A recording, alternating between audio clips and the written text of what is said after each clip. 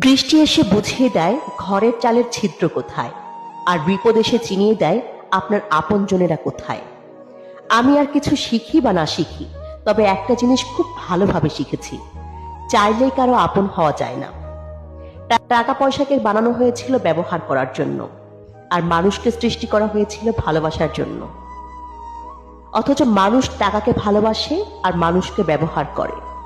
তুমি বদলে গেছো, তাতে আমার কোনো দুঃখ নেই। আমি আমার বিশ্বাসের জন্য লজ্জিত।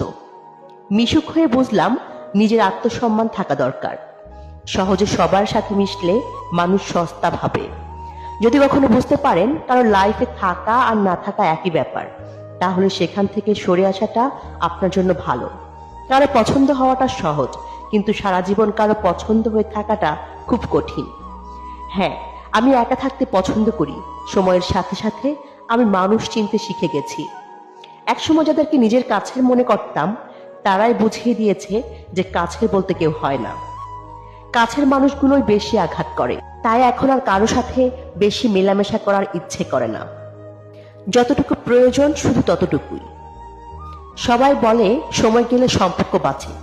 আমি সময় দিয়েছিলাম, মন দিয়েছিলাম, নিজেকে দিয়েছিলাম। শেষে শুধু ফাঁকা হাতে ফিরেছি, কারণ মানুষ চায় সুবিধা, সময় না।